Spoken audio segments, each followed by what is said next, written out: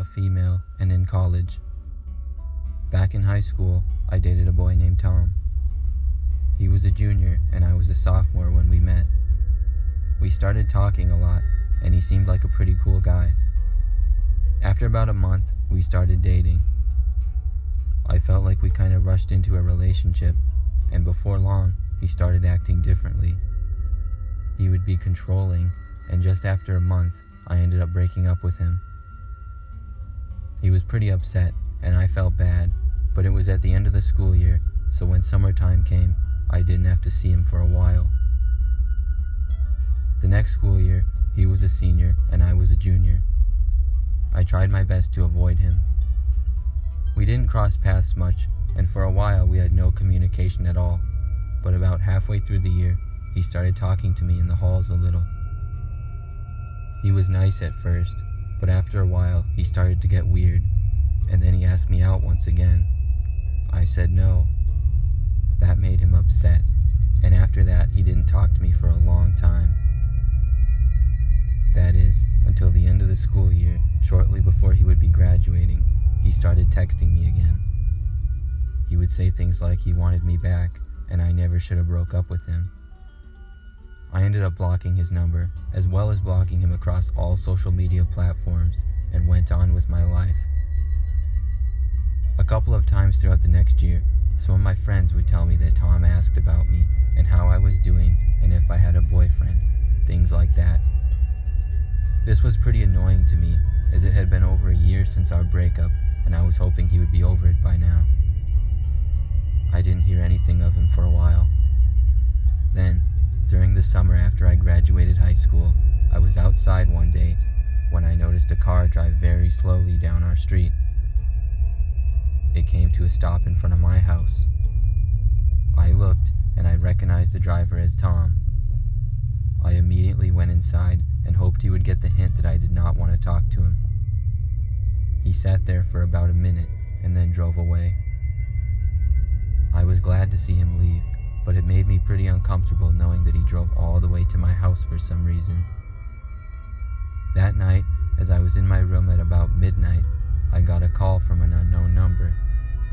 I didn't answer, but they kept calling again and again. Finally, I answered it. I heard a voice on the line telling me that they needed to talk to me. I immediately recognized the voice as Tom's. I hung up the phone and blocked the number.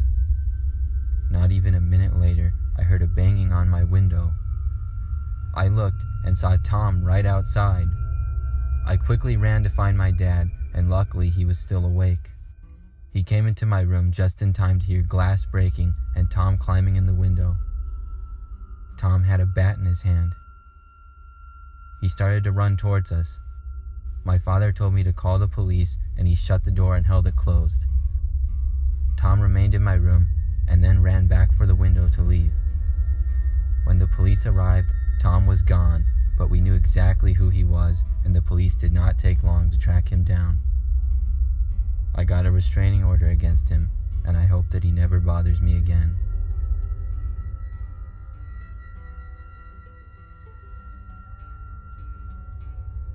I dated a man named Michael a couple of years back.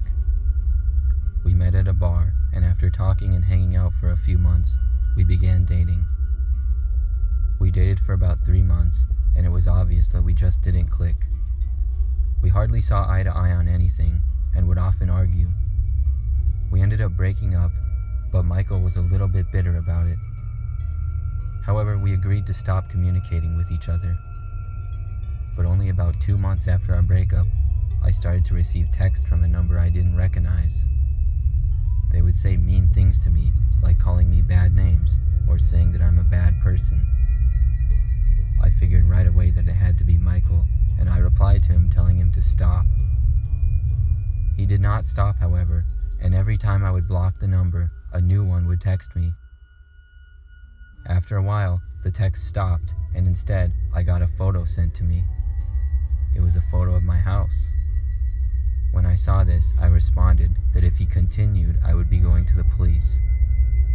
The photos did not stop.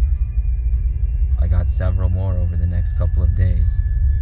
One was of my car, Another was my house from a different angle, and the last one was the most alarming. It was me sitting on my couch, taken from outside my window. I wanted to report Michael, but I had no actual proof that it was him, just suspicion. I debated for a few days what I should do. I know I should have went to the police with all the weird texts looking back, but at the time, I just didn't think that I had to, as creeped out as I was. But then the texts seemed to stop.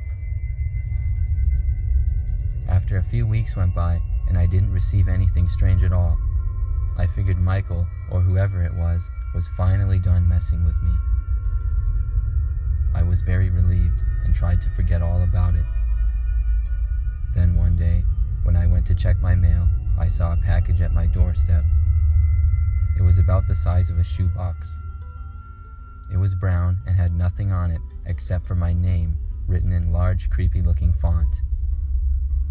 I instantly got the creeps. I took the package and went inside. I didn't know if I should open it or not, but my curiosity got the better of me. I opened the package and looked inside. There was a large stack of photos. When I looked at them, I saw that they were all of me. Some were my school pictures from when I was a child, and others were pictures of me from the internet, such as my Facebook and Instagram photos. But the most creepy ones of all were the ones of me walking down the street or in the grocery store. This was too much for me. I immediately took the box and walked outside to get in my car and drive to the police. I drove all the way there, feeling paranoid, looking over my shoulder the whole time. After I got there, I felt much safer. The police ended up questioning Michael, and he admitted that he was the one sending the photos and stalking me.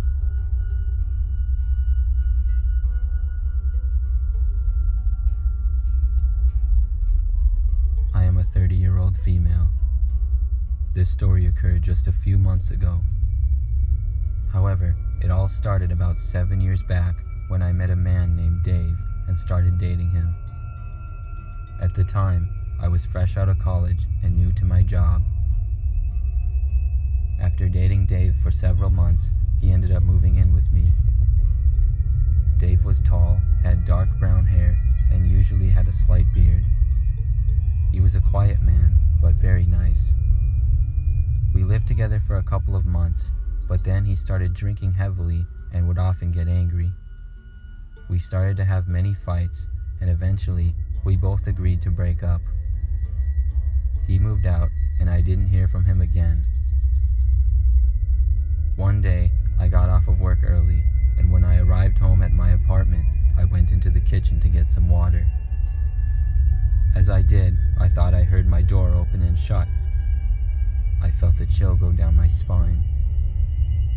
In my apartment, when you're in the kitchen, you can't see the front door. I slowly moved to the corner and leaned my head around. I didn't see anybody. I walked out and began to check the apartment, one room at a time. Each one appeared to be empty. I was a little spooked, but eventually I was able to settle down. A few days went by, and strange things started happening. Doors that I shut would be open when I got home, or things would seem to be out of place. I was afraid I might be going crazy. Some things in my house even seemed to be missing. Then one night, I awoke in the middle of the night. I opened my eyes and sat up to see a man standing at the end of my bed facing me. It was really too dark to see, but based on the figure, I could tell it was a man. Other than that, I couldn't tell any details. I laid there frozen with fear. After standing at the end of my bed for what felt like 5 minutes, but in reality was probably 30 seconds, the man walked out of my room. I heard him slowly walk out and shut the door behind him and leave. As soon as I did, I got up, locked the door, and went around my apartment looking to see if anything was stolen or if any windows were unlocked. Then I called the police. They arrived and basically just took down information. After that, I was extremely careful to always keep my doors and windows locked.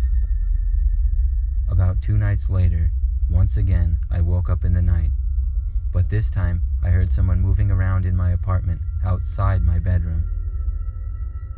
I immediately called the police. I tried to talk as quietly as I could to them. They said someone was on their way. I got up as fast as I could, ran to my bedroom door, shut it, and locked it. When I did, I heard the man come to the door and try to open it. He tried for a few seconds, and then he began to pound at the door. I backed away and went to hide in my closet. My closet was very small, but I was able to fit in it, being just 5'2". After a couple of minutes, I heard the door open and footsteps come in the room. Then I heard a man call out my name. I recognized the voice. It was my ex-boyfriend Dave. He said he knew I was hiding and to come out. He said he was sorry and did not want any trouble. Just then, I heard a pounding on the front door and someone shout police. I didn't know what to do. To my relief, Dave then walked out of the room and to the front door and opened it for the police. As it turns out, Dave still had a key to my apartment after all these years. I had forgotten all about it. He ended up going homeless and recently used his key to help himself to my apartment. He basically lived there when I was at work, so I did not see him. I hope he gets the help he needs and is able to get his life back on track.